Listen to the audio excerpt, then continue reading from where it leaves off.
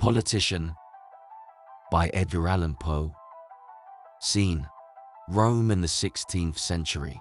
Characters: Lalage, an orphan ward of Di Broglio; Alessandro, niece of Di Broglio and betrothed to Castiglione; Jacinta, servant maid to Lalage, Duke Di Broglio; Castiglione, his son and heir; Sanozzo, companion of Castiglione; Politician, Baldassare, his friend; a monk, Ugo, Benito, and Rupert, servants in the family of Di Broglio.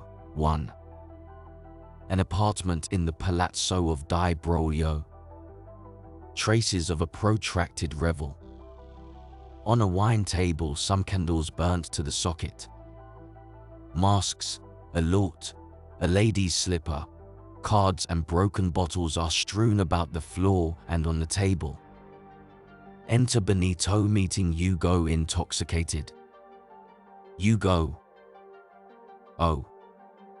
Is that you, Benito? Hiccup. Are they gone? Benito. Faith, that's a question. Ugo. Hard to answer. But are the bottles empty? Then they're gone. As for the Count Sanozzo who knocked me down just now on the staircase as I came up hither, I can with more precision speak of him. He's gone. I'm sure of that, pretty far gone.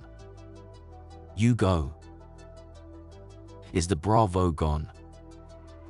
Hiccup. Where is the Buffo singer?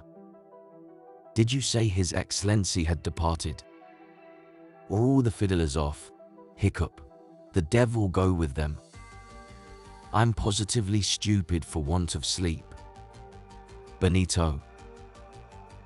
Eyeing him. Oh, you are right, quite right, being as you say, Ugo, a most confounded stupid man. Ugo. Sirrah. I said not so, or else I, hiccup, lied. Benito. I have no doubt, good Ugo, that you lied. Being, as you observe, a most notorious liar, Ugo sits and helps himself to wine. Enter Rupert. Well, Master Rupert, what have you done with the Count? Rupert. What should I do with any drunken man? I pulled him from under the table where he lay and tumbled him into bed. Benito.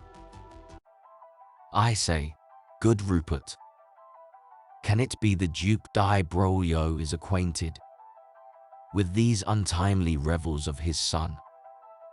It is a pity in so proper a man. It's not a pity in so young a man, and of so gentle blood. Here is a change. I had not looked to see he is sadly altered. Ugo. He is drunk, Benito. Did you not say so, Rupert? Most men are sadly altered when they're drunk. Oh, I am sadly altered when I'm, hiccup, drunk. Rupert. To Benito. You think the Count Castiglione altered? I think so too. He was, not long ago, barring some trivial improprieties, a very nobleman in heart and deed. Benito. Now I've no faith in him, poor Lady Lalage. So beautiful and kind. Rupert. Truly, Benito, his conduct there has damned him in my eyes. Oh, villain. Villain. She his plighted wife, and his own father's ward. I have noticed well that we may date his ruin, so I call it, his low debaucheries, his gambling habits, and all his numerous vices from the time of that most base seduction and abandonment. Benito. We may. The sin sits heavy on his soul and goads him to these courses. They say the Duke pardons his son, but is most wroth with her, and treats her with such marked severity as humbles her to the dust. Rupert.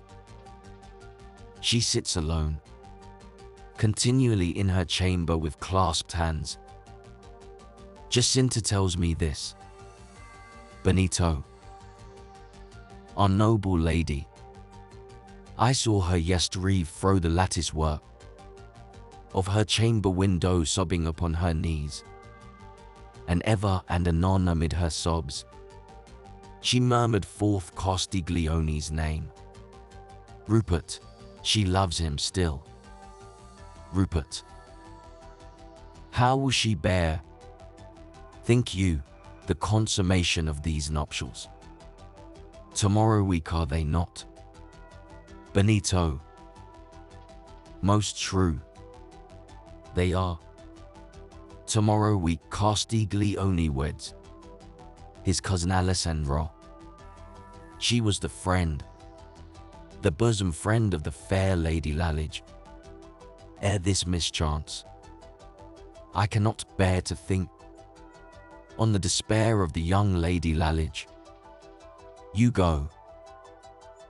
This wine's not bad. Gentlemen, why'd I blame my master in this matter? Very good. Hiccup. Wine. Who is my Lady Lalage? God knows. I don't. A super hiccup-ciliary somebody who played on the guitar. Most excellent wine. And pride should have a fall. The Count's a rake. Or was, that's very sure. But he's reforming, and drinks none but the very hiccup best of wine. Rupert. Let us to bed. The man is steeped in liquor. To Benito. Come, let us to bed. Exeunt Rupert and Benito.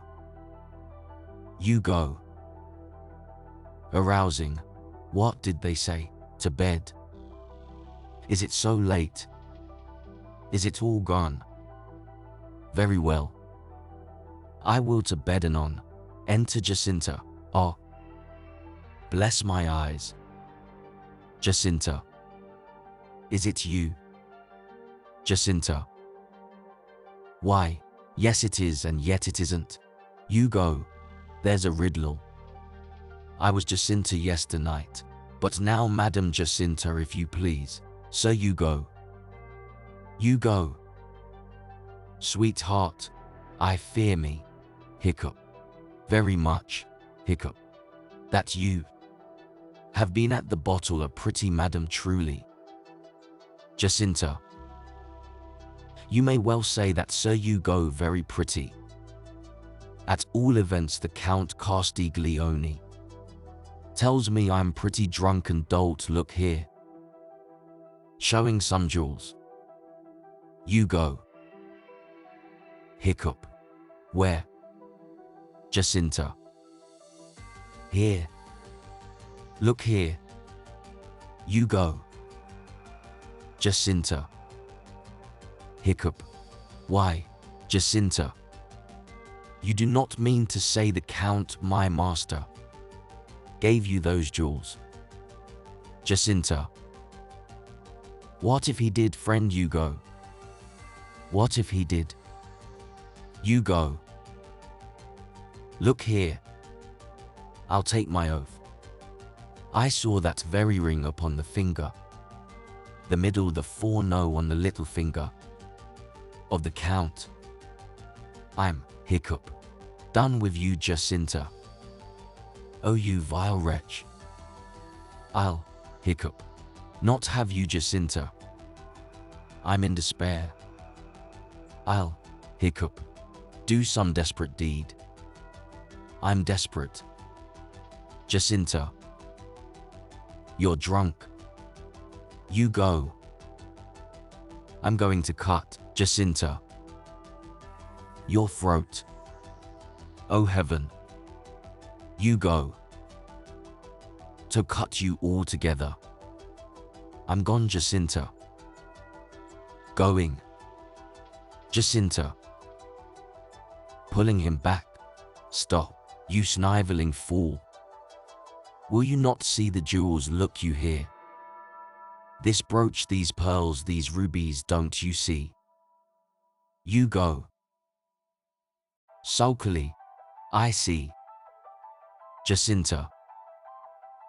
These emeralds and this topaz. Won't you see? You go. I see. Jacinta. You see. You see. Can I get nothing more out of your ugly mouth? But I see. I see. Dolt, I'm not sure you see, or if you see. You certainly see double. Here's a cross of rubies, you oaf. A cross of rubies. Die here, a cross which never cost a zekin, less than 5,000 crowns. You go. I see, oh I, hiccup, see it all, looking knowing. Jacinta. You see it all. You do not see it all. Heaven grant me patience. You do not see it all. Mocking him. You do not see that I'm the richest waiting maid in Rome. The richest vintner's daughter owning these jewels. You do not see, I say, that my mistress Lalage, who gave them to me, die here, who gave them to me as a free gift and for a marriage present. All of her jewels, every one of them, is certainly gone mad. You go. The Lady Lalage gave you the jewels. How, hiccup, came you by the ring? Jacinta. The Count Castiglione, your sweet master, gave it her as a token of his love. Last year she gave it to me, Dicey. You go. Jacinta. With a leer. Jacinta. You go. Returning it. You go. What, dear Jacinta? Jacinta. Do you see? You go. Oh, nonsense, sweet Jacinta. Let me look. Again, hiccup. At the jewel. Jacinta. Dicey. You go. Sure. Let me look. Jacinta. Do you see? Going and holding up the jewels. You go. Sweet, dear Jacinta, Madame Jacinta. Jacinta. Oh, I see. Puts them up and exits, followed by Hugo staggering. 2. Castiglione's dressing room. Castiglione in dishabille, and Sanozzo. Sanozzo. An excellent joke. I faith an excellent joke. Ha. Ha. Hat ha. A most superlative joke. I shall die, Castiglione. I shall die. Ha. Ha. Ha. Ha. Oh, I shall die of laughing. I shall die. I shall die. Castiglione. Sullenly, I meant it for no joke. Sanozzo. Oh no. Oh no. You meant it for no joke. Not you. Ha. Ha. Ha. Ha. I'll die. I'll die. It's a very serious business, I assure you. To get drunk, a very serious business, excellent. So you've turned penitent at last, bravo. Why, Cast, I've got a string of beads at home. I'll send them to you, a bundle of paternosters. You shall have them all, a robe of sackcloth too. I used at a masquerade. You shall have it, you shall have it. And I'll go home and send you in a trice a tub of excellent ashes. Castiglione. Sa not so. Have done for, hesitating. Sa not so. Oh. I am done for. Completely done for. I'll die. Pause. Strong. I shall die of laughing, yes. I'm done for, I'm done fought. Castiglione. Sternly. Sa not so. Sa not so. Sir. Castiglione. I am serious. Sa not so. I know it's very. Castiglione. Why then do you worry me with these ribald jests? I've the headache, and besides I am not well, either in body or soul. When saw you last? The Lady Lalage. Sa not so. Not for 11 months. What could have put that creature in your head? Castiglione. Fiercely. Sa not so. Sa not so. Calmly. Sir. Castiglione. After a pause. Nothing. When did you say? You spoke to the Lady Lalage. Sa not so. Sir Count, I have not seen her for 11 months. The Duke, your father, as you very well know, keeps her secluded from society. And, between you and I, he's right in it. Ha. Ha. You understand. Castiglione. Not I. Sa not so. I do not understand. Sa not so. Well. Well. No matter. Sings. Birds of so fine a feather, and of so wanton eye, should be caged, should be caged, should be caged in all weather, lest they fly. Castiglione. Sa not so. You do her wrong, unmanly wrong. Never in woman's breast enthroned sat a purer heart. If ever woman fell with an excuse for falling, it was she. If ever plighted vows most sacredly, solemnly sworn, perfidiously broken, will damn a man, that damned villain am I.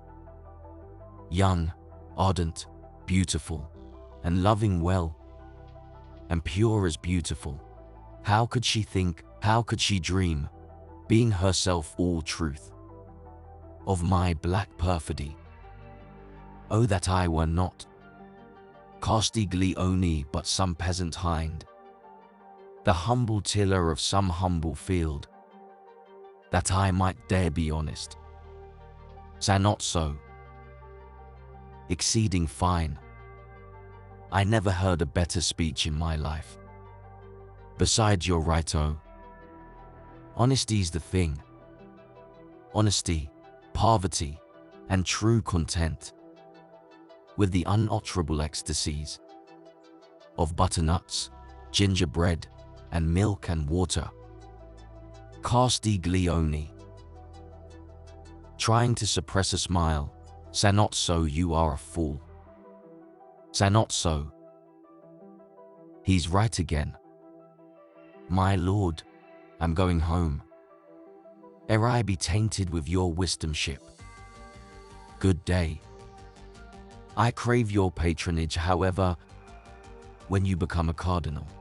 Meantime, I'll take the opportunity of sending the sackcloth and the ashes. Exit. Castiglione. Get you gone, you merry devil. Ha. Ha. He makes me laugh. spite of myself. One can't be angry with him for the life of one. After all, I don't see why I should so grieve about this little matter, this everyday occurrence. Marry her, no. Castiglione wed him with a wanton. Never. Oh, never. What would they say at the club? What would Sanozzo think? I have no right, had I the will, to bring such foul disgrace upon my family. Di Broglio's line, Di Broglio's haughty and time-honored line. No right at all to do it. Am I not bound to, by the most sacred ties of honor bound, to my cousin Alessandro? Honor's the thing. I cannot pawn my honor. And Lalage is lowly born. I cannot pawn my honor. My honor, my honor. Sure, sure. 'Tis but the headache, the consequence of yestereve's debauch, gives me these qualms of conscience. Be a man, Castiglione, be a man. A glass of wine will put you all to rights. You go. Do you hear there? Wine. Enter Hugo, bearing a bundle and a basket full of bottles. What the devil's that? Hugo. Hesitatingly, my lord. Castiglione.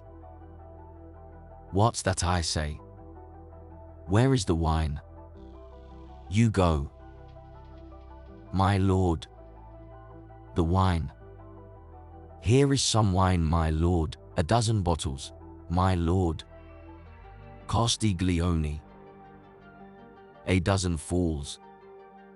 Bring me a glass of wine. Hugo. A dozen bottles. So please you, sir, of best Salerno brand. Sent as a present by his reverence, the Count Sanozzo. Castiglione. Really, I'm much obliged. Smiling, to his reverence. Did you not say his reverence?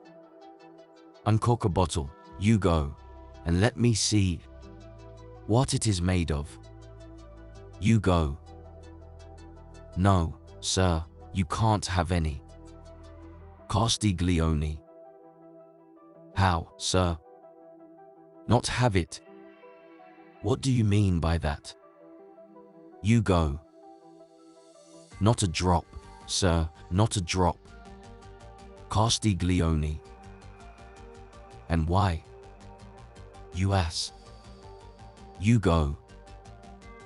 Why, sir, you see, the servant who brings it says, you're not to have the wine, only your choice.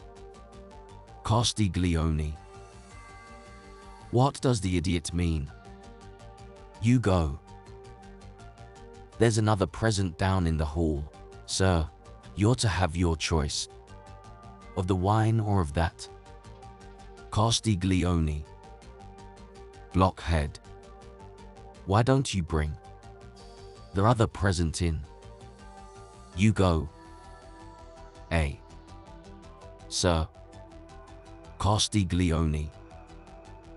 Dolt. Dunderhead. Why don't you bring me up the other present and let me see it? Hugo. I can't. Castiglione. You can't. You villain. I'll try and make you then. In a passion. Scoundrel, bring it up. What's that you have on your shoulder? Hugo. Sir. It's the sackcloth, and that down below. Throwing down the bundle.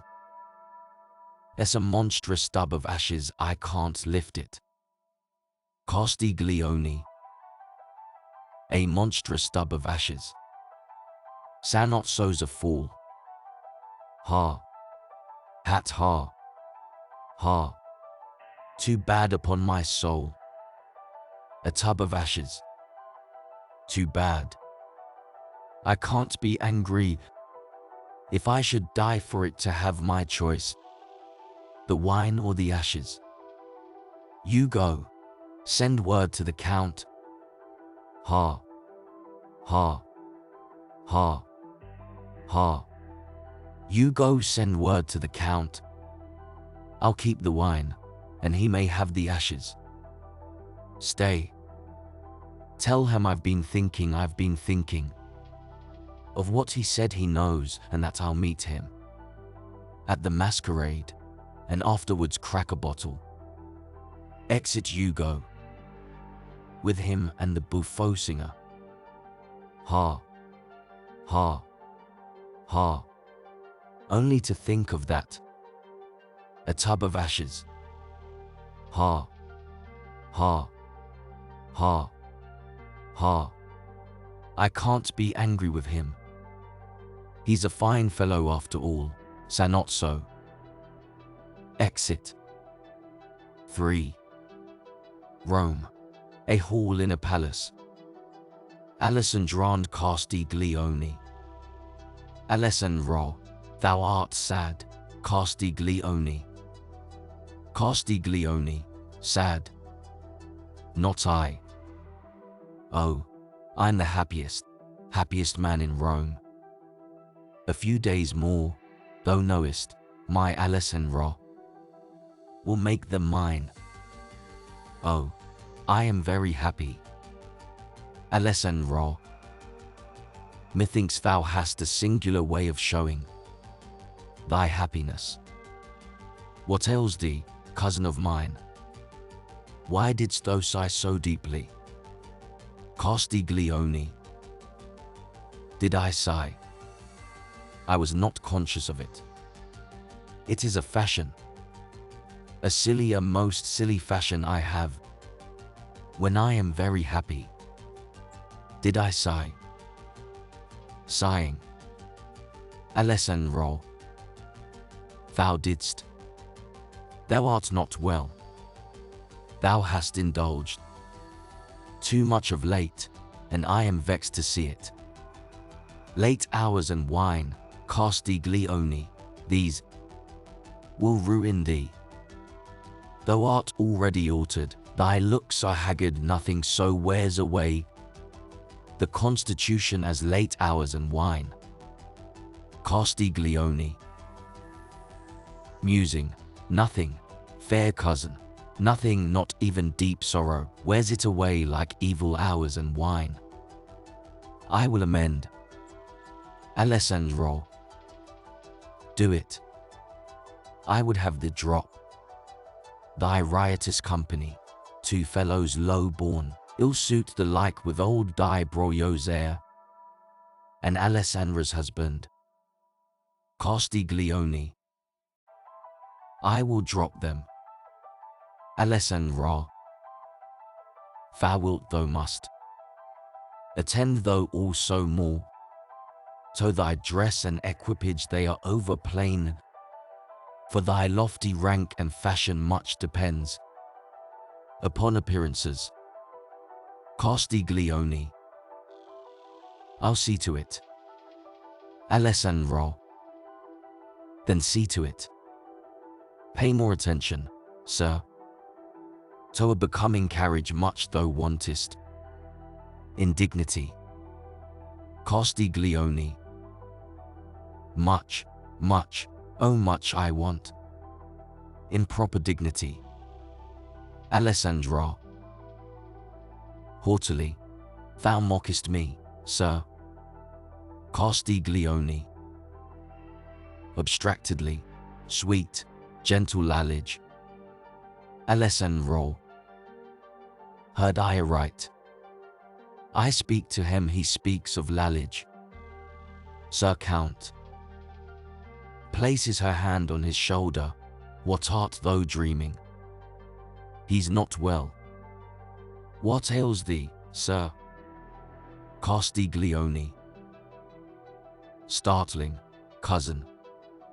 Fair cousin, Madam, I crave thy pardon, indeed I am not well. Your hand from off my shoulder, if you please. This air is most oppressive. Madam the Duke. Enter Di Broglio. Di Broglio. My son, I've news for thee. Hey. What's the matter? Observing Alessandro. I the pouts. Kiss her, Castiglione. Kiss her. You dog.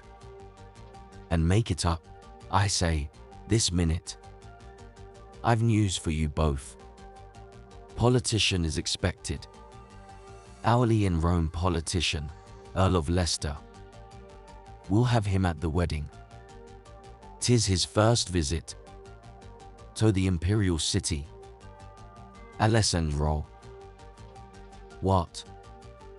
Politician of Britain, Earl of Leicester. Di Broglio. The same, my love. We'll have him at the wedding. A man quite young in years, but grey in fame. I have not seen him, but rumour speaks of him as of a prodigy, preeminent in arts and arms, and wealth, and high descent. We'll have him at the wedding. Alessandro. I have heard much of this politician. Gay, volatile and giddy is he not, and little given to thinking. Di Broglio. Far from it, love. No branch, they say, of all philosophy, so deep abstruse he has not mastered it. Learned as few or learned. Alessandro. 'Tis very strange. I have known men have seen politician and sought his company. They speak of him as of one who entered madly into life, drinking the cup of pleasure to the dregs. Castiglione. Ridiculous. Now I have seen politician, and know him well, and all learned nor mirthful he. He is a dreamer and a man shut out from common passions. Di Broglio. Children, we disagree. Let us go forth and taste the fragrant air of the garden. Did I dream, or did I hear? Politician was a melancholy man. Exeunt. 4. A lady's apartment, with a window open and looking into a garden. Lalage, in deep mourning, reading at a table on which lie some books and a hand mirror. In the background, Jacinta, the servant maid, leans carelessly upon a chair. Lalage. Jacinta. Is it though? Jacinta. Pertly. Yes, ma'am, I'm here. Lalage. I did not know, Jacinta, you were in waiting. Sit down. Let not my presence trouble you. Sit down. For I am humble, most humble. Jacinta. Aside, 'tis time. Jacinta seats herself in a sidelong manner upon the chair, resting her elbows upon the back, and regarding her mistress with a contemptuous look. Lalage continues to read. Lalage. It in another climate, so he said, bore a bright golden flower, but not I, in this soil. Pauses, turns over some leaves, and resumes. No lingering winters there, nor snow, nor shower, but ocean ever to refresh mankind. Breathes the shrill spirit of the western wind. Oh, beautiful. Most beautiful. How like to what my fevered soul doth dream of heaven. O happy land. Pauses. She died, The maiden died. O still more happy maiden who colds die. Jacinta. Jacinta returns no answer, and Lalage presently resumes. Again, a similar tale, told of a beauteous dame beyond the sea.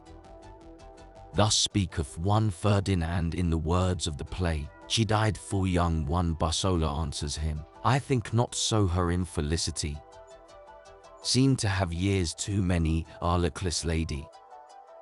Jacinta. Still no answer.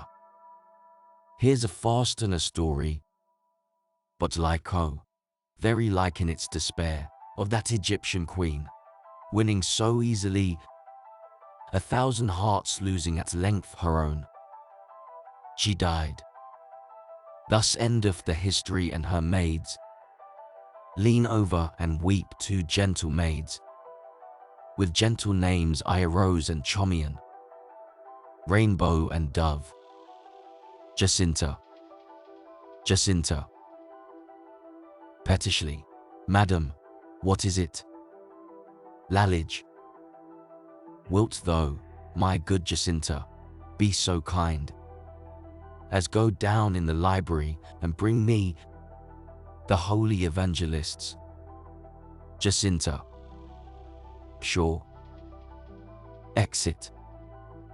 Lalage. If there be balm for the wounded spirit in Gilead, it is there. Do in the night time of my bitter trouble, will there be found do sweeter far than that, which hangs like chains of pearl on Hermon Hill. Ray enter Jacinta, and throws a volume on the table. There, ma'am, is the book. Indeed she is very troublesome. Her side. Lalage. Astonished. What didst thou say, Jacinta? Have I done aught to grieve thee or to vex thee? I am sorry, for thou hast served me long and ever been trustworthy and respectful. Resumes her reading. Jacinta.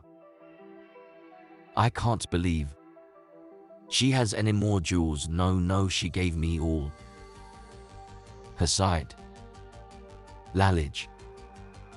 What didst thou say, Jacinta? Now I bethink me, thou hast not spoken lately of thy wedding. How fares good Hugo? And when is it to be? Can I do aught? Is there no farther aid thou needest, Jacinta? Jacinta. Is there no farther aid that's meant for me? Her side. I'm sure, madam, you need not be always throwing those jewels in my teeth. Lalage. Jewels. Jacinta. Now indeed, Jacinta, I thought not of the jewels. Jacinta. Oh. Perhaps not. But then I might have sworn it. After all, there's Hugo says the ring is only paste. For he's sure the Count Castiglione never would have given a real diamond to such as you. And at the best I'm certain, madam, you cannot have use for jewels now. But I might have sworn it. Exit. Lalage bursts into tears and leans her head upon the table. After a short pause raises it. Lalage. Poor Lalage. And is it come to this? Thy servant maid. But courage. 'Tis but a viper, whom thou hast cherished to sting thee to the soul. Taking up the mirror. Ha! Here at least's a friend, too much a friend. In earlier days a friend will not deceive thee. Fair mirror and true. Now tell me, for thou canst, a tale, a pretty tale, and heed thou not though it be rife with woe, it answers me. It speaks of sunken eyes and wasted cheeks, and beauty long deceased remembers me. Of joy departed hope, the seraph hope, inurned and entombed, now in a tone low, sad, and solemn, but most audible, whispers of early grave untimely yawning. For ruin made, fair mirror and true, thou liest not, thou hast no end to gain, no heart to break. Castiglione lied who said he loved, though true he force. Force. Force. While she speaks, a monk enters her apartment and approaches unobserved. Monk. Refuge thou hast, sweet daughter, in heaven. Think of eternal things. Give up thy soul to penitence and pray. Lalage. Arising hurriedly, I cannot pray. My soul is at war with God. The frightful sounds of merriment below disturb my senses, go. I cannot pray, the sweet airs from the garden worry me. Thy presence grieves me, go.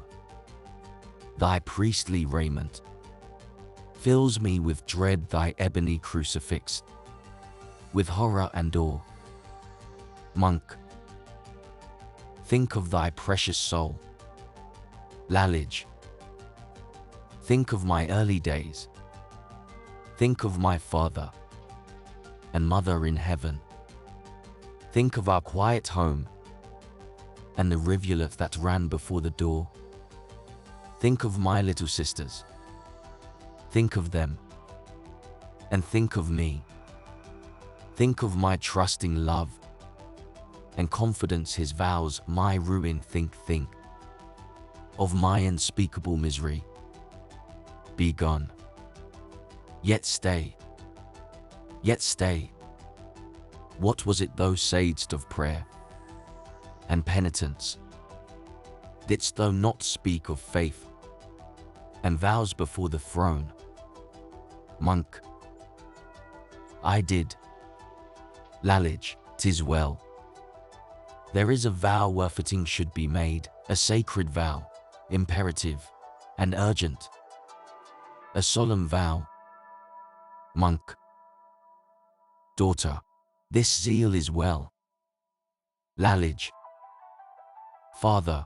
This zeal is anything but well. Hast thou a crucifix fit for this thing? A crucifix whereon to register this sacred vow? He hands her his own. Not that, oh. No. No. No. Shuddering. Not that. Not that. I tell thee, holy man, thy raiments and thy ebony cross affright me. Stand back. I have a crucifix myself. I have a crucifix. Methinks 'twere fitting. The deed, the vow, the symbol of the deed, and the deed's register should tally. Father. Draws a cross-handled dagger and raises it on high. Behold the cross wherewith a vow like mine is written in heaven. Monk. Thy words are madness, daughter, and speak a purpose unholy. Thy lips are livid, thine eyes are wild. Tempt not the rough divine. Pause ere too late. Oh, be not rash. Swear not the oath, oh, swear it not. Lalage. 'Tis sworn. 5.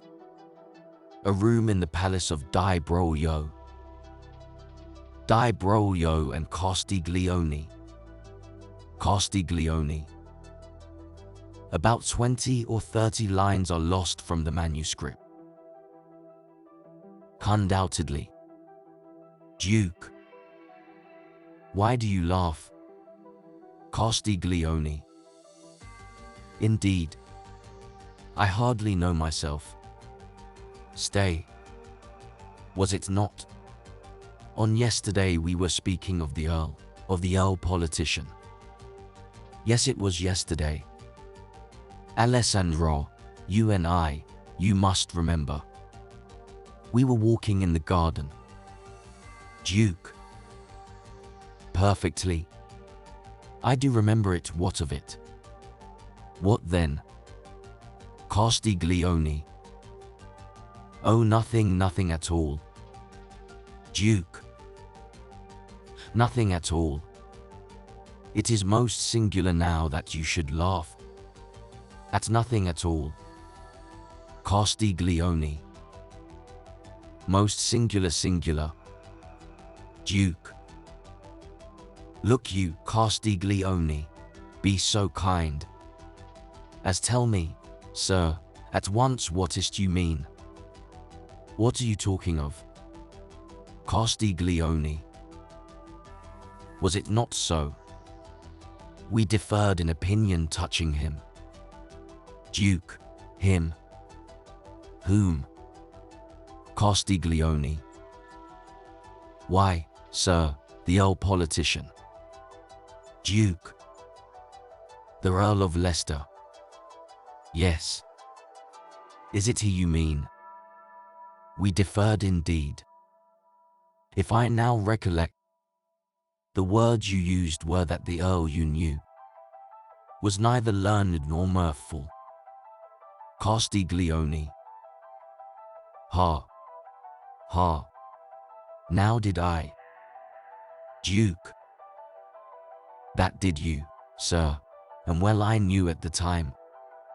You were wrong, it being not the character of the Earl whom all the world allows to be a most hilarious man. Be not, my son, too positive again. Castiglione. 'Tis singular, most singular. I could not think it possible. So little time could so much alter one. To say the truth, about an hour ago, as I was walking with the Count Sinozzo, all arm in arm we met this very man, the Earl, he with his friend Baldassar, having just arrived in Rome. Ha! Ha! He is altered. Such an account he gave me of his journey, 'twould have made you die with laughter. Such tales he told of his caprices and his merry freaks along the road, such oddities, such humor, such wit, such whims, such flashes of wild merriment, set off too in such full relief by the grave demeanor of his friend, who, to speak the truth, was gravity itself. Duke. Did I not tell you? Castiglione. You did, and yet 'tis strange, but true as strange, how much I was mistaken. I always thought the Earl a gloomy man. Duke. So, you see. Be not too positive. Whom have we here? It cannot be the Earl. Castiglione. The Earl. Oh, no. 'Tis not the Earl, but yet it is, and leaning upon his friend Baldassar. Ah. Welcome, Sir. Enter Politician and Baldassar. My lord, a second welcome let me give you. To Rome, his Grace the Duke of Broglio. Father, this is the Earl Politician, Earl of Leicester in Great Britain. Politician bows haughtily. This his friend, Baldassar, Duke of Surrey. The Earl has letters. So please you for your grace. Duke. Aha. Most welcome to Rome and to our palace, Earl Politician. And you, most noble Duke. Am glad to see you. I knew your father well, my lord politician. Castiglione. Call your cousin Heather, and let me make the noble earl acquainted with your betrothed. You come, sir, at a time most seasonable, the wedding, Politian. Touching those letters, sir, your son made mention of. Your son, is he not? Touching those letters, sir, I wot not of them. If such there be, my friend Baldassar here, Baldassar. Ah, my friend Baldassar here will hand them to your grace. I would retire. Duke. Retire. So soon. Castiglione. What ho? Benito. Rupert. His lordship's chambers, show his lordship to them. His lordship is unwell. Enter Benito. Benito. This way, my lord. Exit followed by Politian. Duke. Retire. Unwell. Baldassar. So please you, sir, I fear me. 'Tis as you say, his lordship is unwell. The damp air of the evening, the fatigue of a long journey, the indeed I had better follow his lordship. He must be unwell. I will return anon. Duke. Return anon. Now this is very strange. Castiglione. This way, my son, I wish to speak with thee. You surely were mistaken in what you said of the earl. Mirthful indeed. Which of us said? Politician was a melancholy man. Exeunt. 6. An apartment in a palace. Politician and Baldassar. Baldassar. Arouse thee now, politician. Thou must not, nay indeed, indeed, thou shalt not give way unto these humours. Be thyself. Shake off the idle fancies that beset thee, and live, for now thou diest. Politician. Not so, Baldassar. Surely I live. Baldassar. Politician. It doth grieve me to see thee thus. Politician. Baldassar. It doth grieve me to give thee cause for grief, my honoured friend.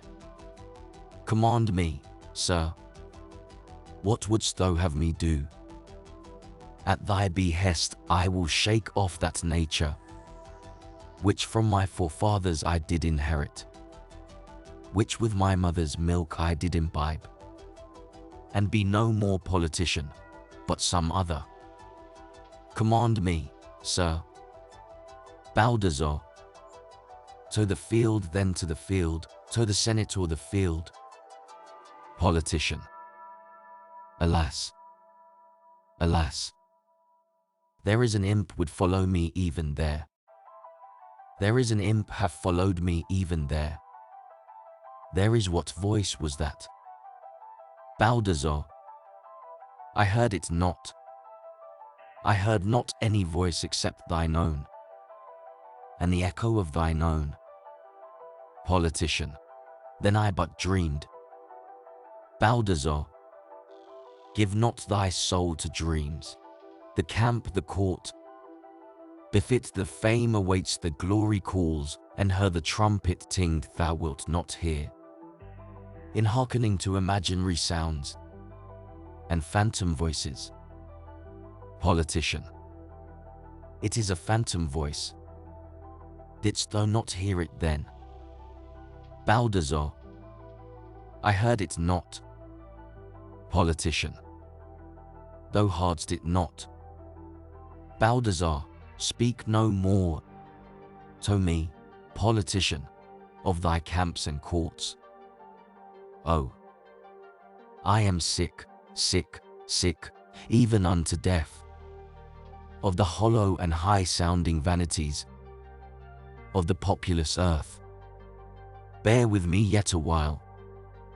We have been boys together, schoolfellows, and now are friends, yet shall not be so long, for in the eternal city thou shalt do me a kind and gentle office, and a power august, benignant and supreme, shall then absolve thee of all further duties. Unto thy friend Baldassar, thou speakest a fearful riddle. I will not understand.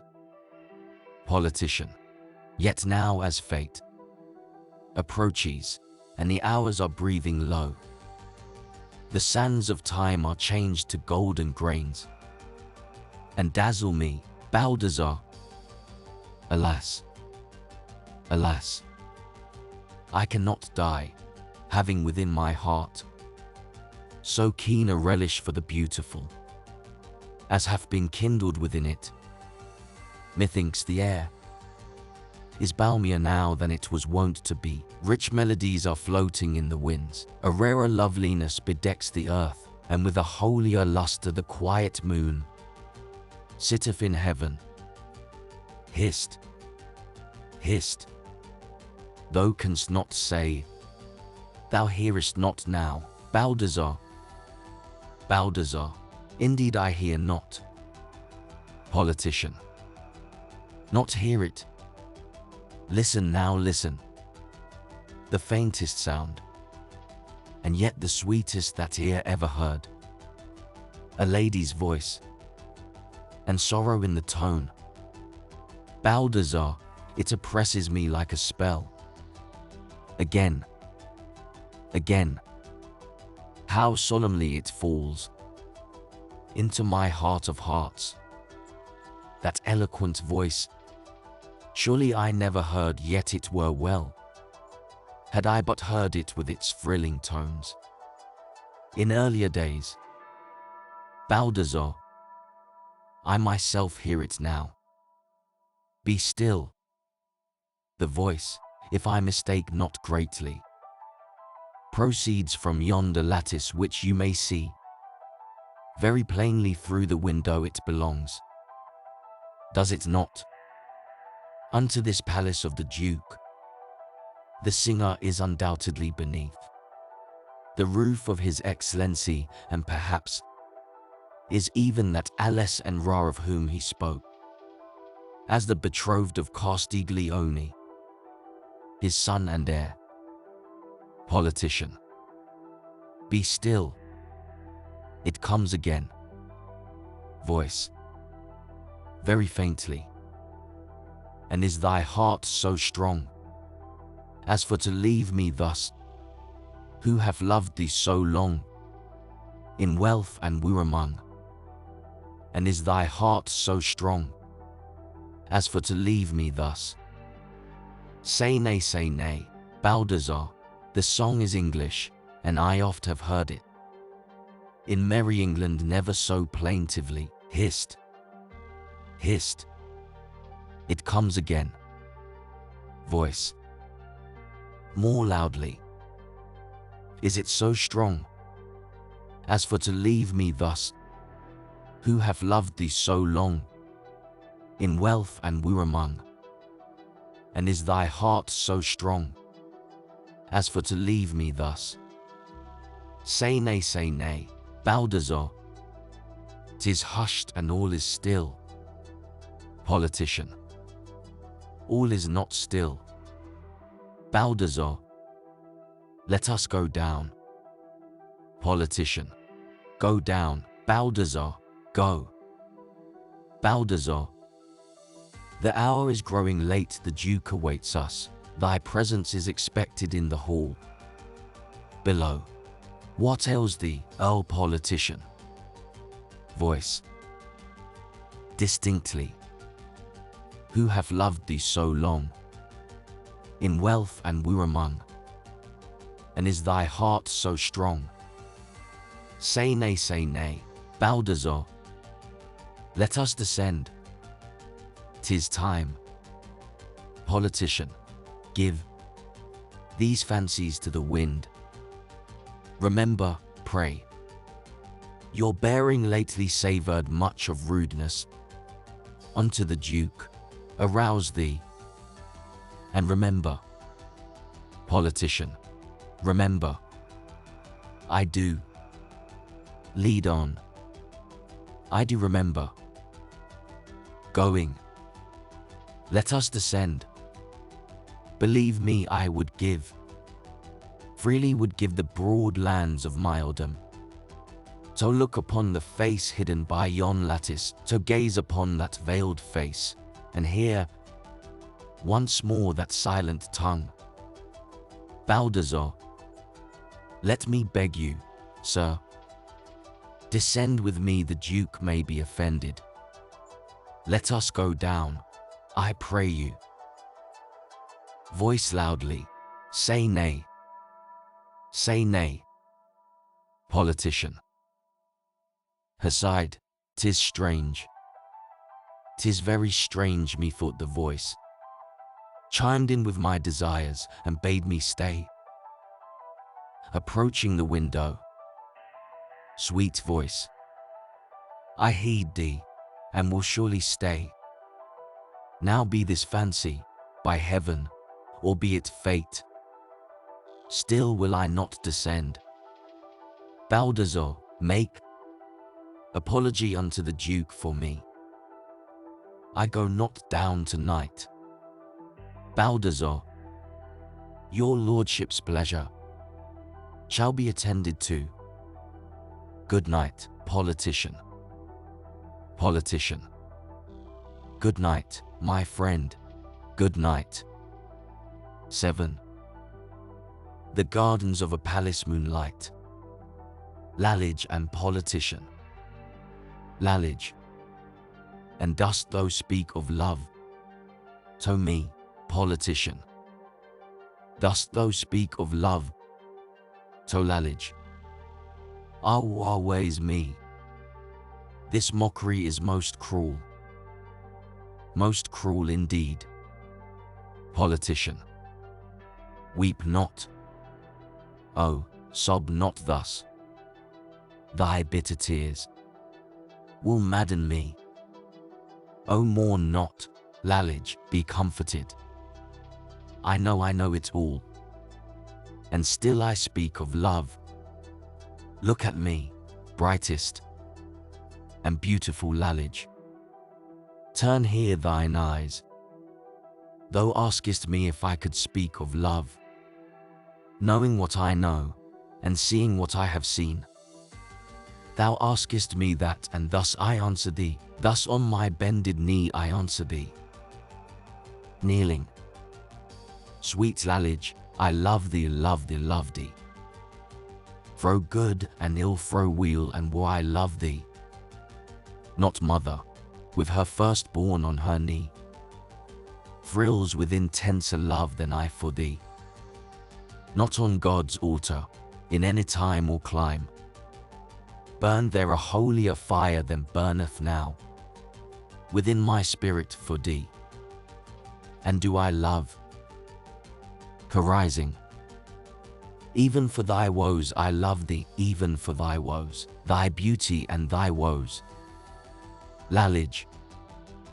Alas, proud Earl, thou dost forget thyself, remembering me. How, in thy father's halls, among the maidens, pure and reproachless of thy princely line, could the dishonoured Lalage abide, thy wife, and with a tainted memory, my seared and blighted name, how would it tally with the ancestral honours of thy house, and with thy glory? Politician. Speak not to me of glory. I hate, I loathe the name. I do abhor the unsatisfactory and ideal thing. Art thou not Lalage and I politician? Do I not love? Art thou not beautiful? What need we more? Ha! Glory. Now speak not of it. By all I hold most sacred and most solemn, by all my wishes now my fears hereof, by all I scorn on earth and hope in heaven, there is no deed I would more glory in than in thy cause to scoff at this same glory and trample it underfoot.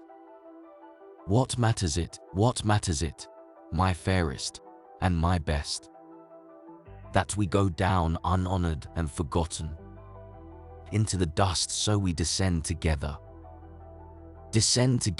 and then perchance, Lalage, why dost thou pause, politician, and then, perchance, arise together, Lalage and Rome, the starry and quiet dwellings of the blessed. And still, Lalage, why dost thou pause, politician,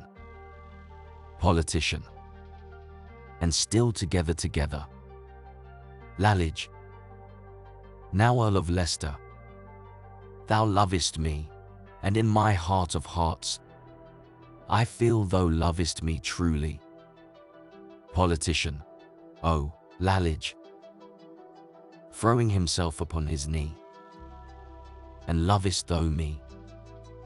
Lalage, hissed, hush, within the gloom of yonder trees methought a figure passed, a spectral figure, solemn and slow and noiseless, like the grim shadow conscience, solemn and noiseless, walks across and returns. I was mistaken, 'twas but a giant bough, stirred by the autumn wind. Politician, my Lalage, my love, why art thou moved? Why dost thou turn so pale? Not conscience self, for less a shadow which thou likenest to it should shake the firm spirit thus. But the night wind is chilly, and these melancholy boughs throw over all things a gloom. Lalage, politician, thou speakest to me of love. Knowest thou the land with which all tongues are busy, a land new found, miraculously found by one of Genoa, 1,000 leagues within the golden west, a fairyland of flowers and fruit and sunshine and crystal lakes and overarching forests and mountains, around whose towering summits the winds of heaven and trammeled flow, which air to breathe is happiness now and will be freedom hereafter, in days that are to come. Politician, oh, wilt thou fly to that paradise, my Lalage? Wilt thou fly thither with me? Their care shall be forgotten, and sorrow shall be no more, and Eros be all, and life shall then be mine, for I will live for thee, and in thine eyes, and thou shalt be no more a mourner, but the radiant joys shall wait upon thee, and the angel hope attend thee ever, and I will kneel to thee and worship thee, and call thee my beloved, my own, my beautiful, my love, my wife, my all. Oh, wilt thou, Lalage, fly thither with me? Lalage, a deed is to be done, Castiglione lives. Politician, and he shall die. Exit. Lalage, after a pause, and he shall die. Alas, Castiglione die. Who spoke the words? Where am I? What was it he said? Politician, thou art not gone, Politician, I feel thou art not gone yet, dare not look. lest I behold thee not, thou couldst not go. With those words upon thy lips, oh, speak to me, and let me hear thy voice, one word, one word. To say thou art not gone, one little sentence. To say how thou dost scorn, how thou dost hate my womanly weakness. Ha, ha, thou art not gone, oh speak to me. I knew thou wouldst not go. I knew thou wouldst not, couldst not, dost not go. Villain, thou art not gone, thou mockest me. And thus I clutched thee thus. He is gone, gone, gone. Where am I? 'Tis well, is very well. So that the blade be keen, the blow be sure. 'Tis well, 'tis very well, alas. Alas. Exit. 8. A street near a palace. Bells ringing and shouts heard in the distance. Several persons cross and recross the stage rapidly. Enter Benito walking quickly, and followed by Rupert at the same pace. Rupert. What ho? Benito. Did you say tonight? Is it tonight the wedding? Benito. Tonight, I believe. Exeunt. Enter Jacinta, fantastically dressed and bearing a flat bandbox. She enters at first quickly, then saunteringly, and finally stops near the middle of the stage and is lost in the contemplation of the jewels upon one of her hands, which is ungloved. She at length sets down the bandbox and looks at a watch hanging by her side. Jacinta. It is not late, oh no. It is not late, what need is there of hurry? I'll answer for it. There's time enough to spare now, let me see. The wedding is to be at dark, and here the day is not half done. Stay, I can tell. To a minute how many hours there are between this time and dark. 1, 2, 3, 4, 5, 6. 6 hours. Why, I can very easily do the whole of my errands in 2 hours at farthest. Who'd be without a watch? These are pretty gloves.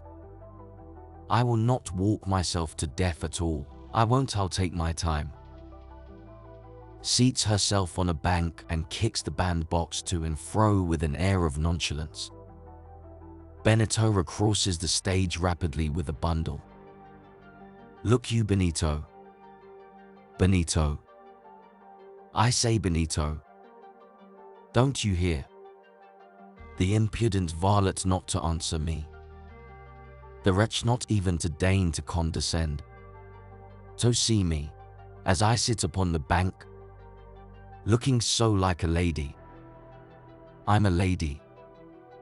I am indeed. But after all, I think there is a difference between some ladies and others, the ignorant, stupid villain. Between my former mistress, Lalage, for instance, and my present noble mistress, the Lady Alessandro, I made a change.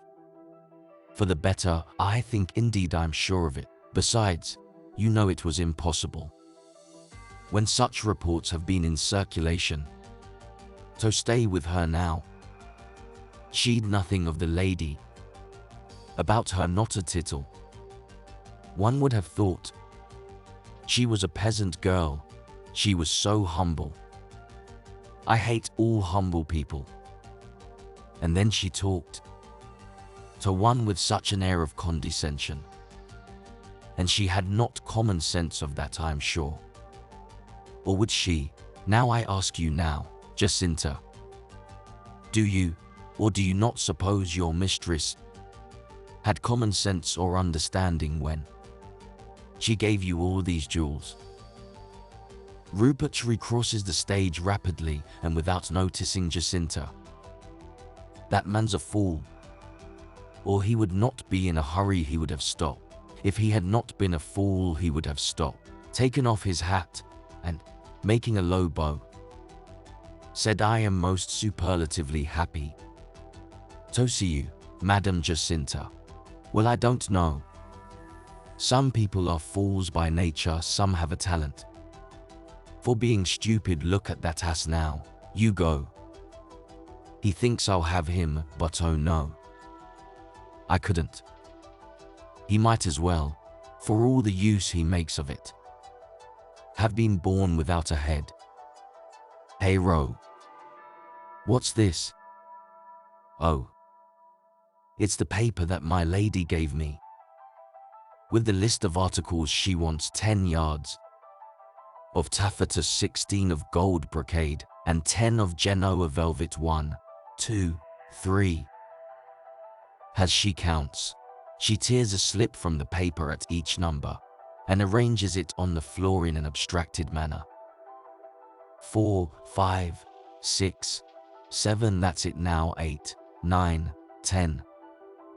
10 yards, I can't forget it now. 10 yards, 10 yards of velvet. I must try and get me a dress of Genoa velvet. Is becoming, and I would look so like my lady in it.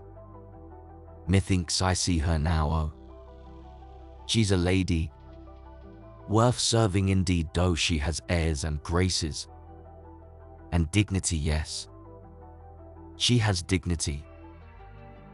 Her rises and struts affectedly across the stage. And then she has a voice. Heavens, what a voice! So loud, so ladylike, and so commanding. "Jacinta, get me this. Die here. Bring that. And tell the Count Castiglione I want him." "Then yes, ma'am," I reply, and curts of us, meekly and daintily thus. Oh, I'm a maid, 1 in 1,000 for a dainty curtsy. But when I get to be a lady, when I wed the apothecary, oh, then it will be a different thing indeed.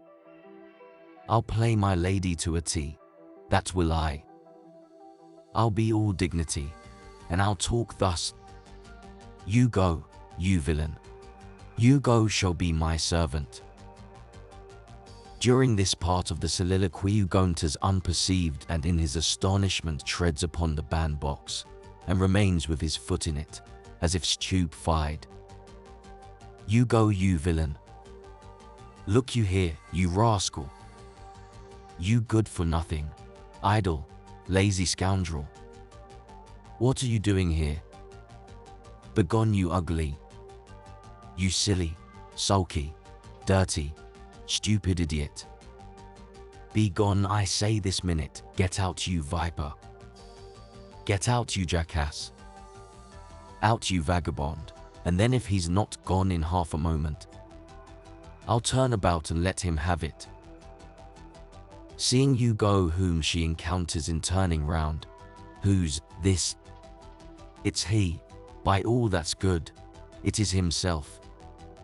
I'll turn about and let him have it, so, striking him, "It's as well now as any other time. Thus, I'll let him have it, thus. You wretch. What are you doing with your foot? Stuffed in that bandbox. I'll let him have it, thus. Exit Hugo, followed by Jacinta, who throws the bandbox after him. 9. The suburbs. Politician alone. Politician. This weakness grows upon me. I am faint, and much I fear me ill it will not do to die ere I have lived. Stay thy hand, O Azrael, yet a while. Prince of the powers of darkness and the tomb, O pity me. O pity me. Let me not perish now. in the budding of my paradisal hope. Give me to live yet a little while. 'Tis I who pray for life, I who so late demanded but to die. What saith the Count? Enter Baldassar. Baldassar, that knowing no cause of quarrel or of feud between the Earl Politian and himself, he doth decline your cartel. Politian, what didst thou say? What answer was it you brought me, good Baldassar? With what excessive fragrance the zephyr comes, laden from yonder bowers. A fairer day, or one more worthy Italy, methinks, no mortal eyes have seen. What said the Count? Baldassar, that he, Castiglione, not being aware of any feud existing, or any cause of quarrel between your lordship and himself, cannot accept the challenge. Politian, it is most true, all this is very true. When saw you, sir? When saw you now, Baldassar, in the frigid, ungenial Britain which we left so lately? A heaven so calm as this, so utterly free from the evil taint of clouds. And he did say, Baldassar, no more, my lord, than I have told you, sir. The Count Castiglione will not fight, having no cause for quarrel. Politian, now this is true, all very true. Thou art my friend, Baldassar, and I have not forgotten it. Thou'lt do me a piece of service. Wilt thou go back and say unto this man that I, the Earl of Leicester, hold him a villain? Thus much, I prythee, say unto the Count it is exceeding just he should have cause for quarrel. Baldassar, my lord, my friend. Politian, beside, 'tis he comes himself. Aloud, thou reasonest well. I know what thou wouldst say, not send the message. Well, I will think of it, I will not send it. Now prythee, leave me. Hither doth come a person with whom affairs of a most private nature I would adjust. Baldassar, I go tomorrow, we meet, do we not, at the Vatican? Politian, at the Vatican. Exit Baldassar. Enter Castiglione. Castiglione, the Earl of Leicester here. Politian, I am the Earl of Leicester, and thou seest, dost thou not, that I am here? Castiglione, my lord, some strange, some singular mistake, misunderstanding, hath without doubt arisen. Thou hast been urged thereby, in heat of anger, to address some words most unaccountable in writing to me, Castiglione, the bearer being Baldassar, Duke of Surrey. I am aware of nothing which might warrant thee in this thing, having given thee no offense. Ha! Am I right? 'Twas a mistake. Undoubtedly we all do err at times. Politian, draw, villain, and prate no more. Castiglione, ha! Draw, and villain, have at thee then at once. Proud Earl, draws. Politian, drawing, thus to the expiatory tomb. Untimely sepulchre, I do devote thee. In the name of Lalage, Castiglione. Letting fall his sword and recoiling to the extremity of the stage. Of Lalage, hold off thy sacred hand. Avaunt, I say. Avaunt, I will not fight thee, indeed I dare not. Politian. Thou wilt not fight with me, didst say, Sir Count. Shall I be baffled thus? Now this is well. Didst say thou darest not? Ha! Castiglione. I dare not, hold off thy hand with that beloved name. So fresh upon thy lips I will not fight thee, I cannot, dare not. Politian. Now by my halidom, I do believe thee. Coward, I do believe thee. Castiglione. Ha! Coward. This may not be. Clutches his sword and staggers towards Politian, but his purpose is changed before reaching him, and he falls upon his knee at the feet of the Earl. Alas, my lord, it is most true. In such a cause, I am the veriest coward. Oh, pity me. Politian. Greatly softened, alas. I do indeed, I pity thee. Castiglione. And Lalage. Politian. Scoundrel. Arise and die. Castiglione. It needeth not be thus, oh let me die, thus on my bended knee. It were most fitting that in this deep humiliation I perish. For in the fight I will not raise a hand against thee, Earl of Leicester. Strike thou home, bearing his bosom. Here is no let or hindrance to thy weapon, strike home. I will not fight thee. Politician. Now Steph and hell. Am I not sorely grievously tempted? So take thee at thy word. But mark me, sir. Think not to fly me thus. Do thou prepare for public insult in the streets before the eyes of the citizens. I'll follow thee, like an avenging spirit I'll follow thee, even unto death. Before those whom thou lovest, before all Rome I'll taunt thee, villain, I'll taunt thee. Dost hear? With cowardice thou wilt not fight me. Thou liest. Thou shalt. Exit. Castiglione. Now this indeed is just, most righteous, and most just, avenging heaven. 10. The beginning of Scene X is missing from the manuscript. The action takes place in the hall of Di Broglio's palace. You go and say not so.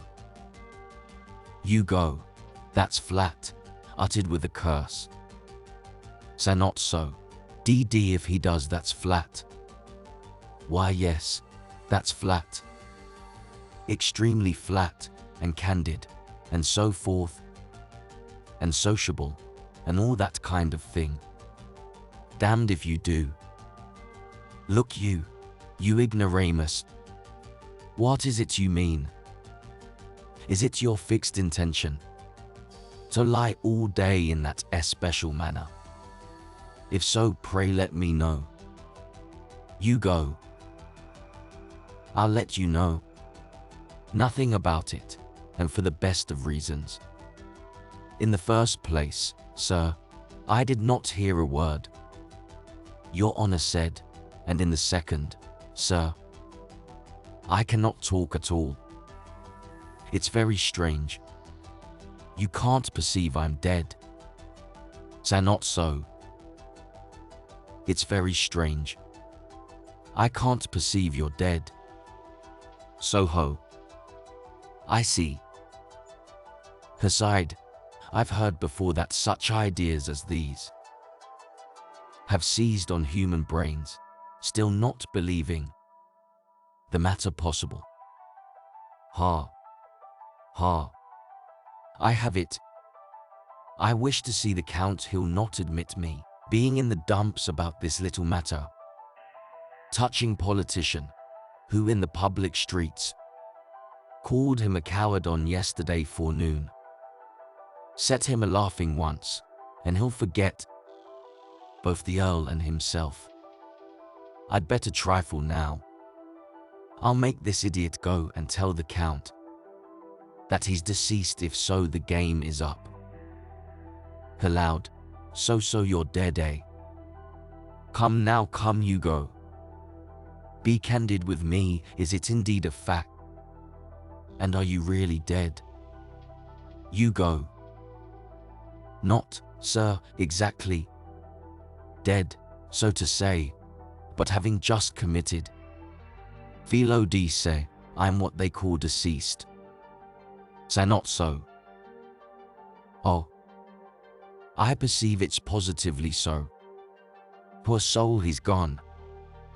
But now I think of it, deceased is not the word. What say you?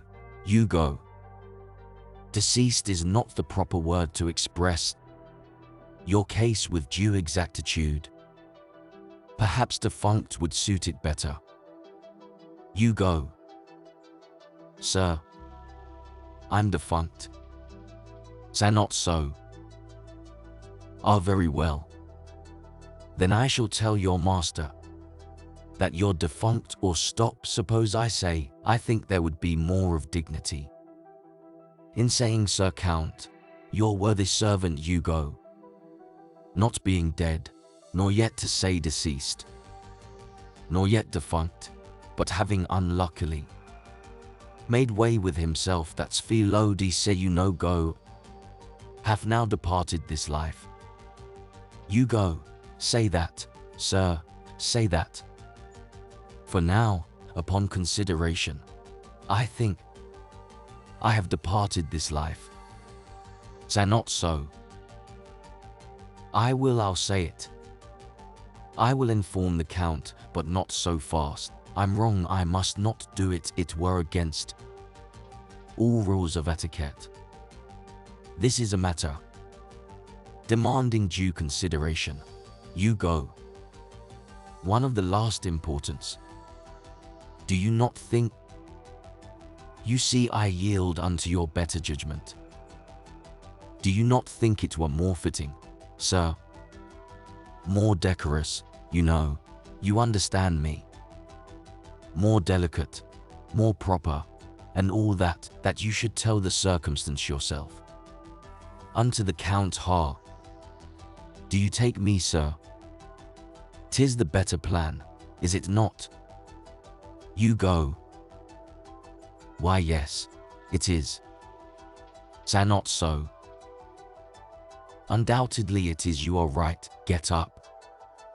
And lose no time about it. Be quick. Get up. You go. Get up.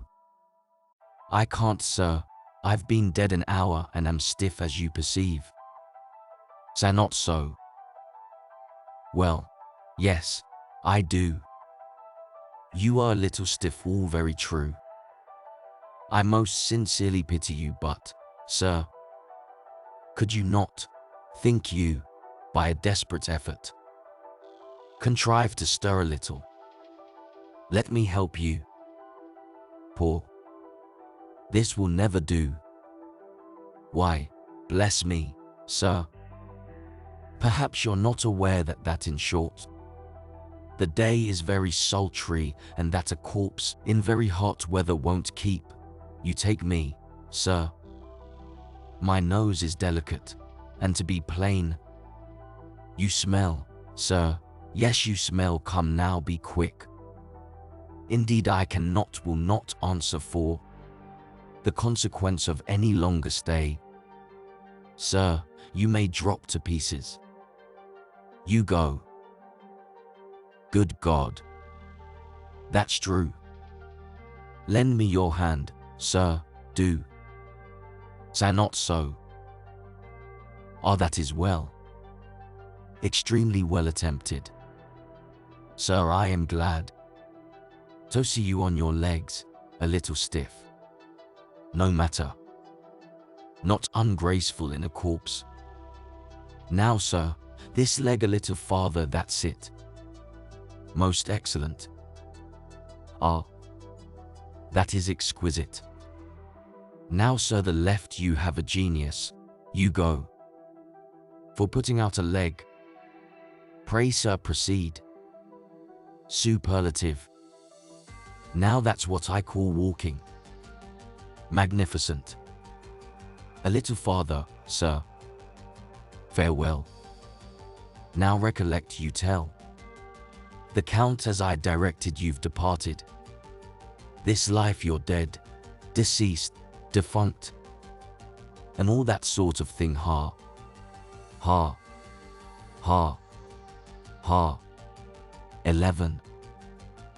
Interior of the Colosseum. Politician entering from behind moonlight. Politian. Shall meet me here within the Colosseum.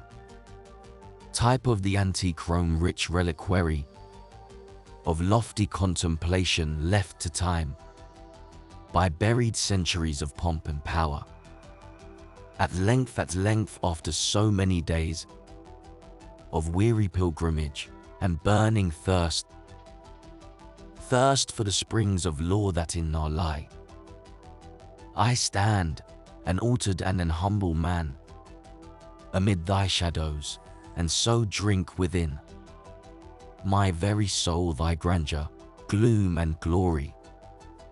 She comes not, and the spirit of the place oppresses me. Vastness and age and memories of eld, silence and desolation and dim night, gaunt vestibules and phantom peopled aisles.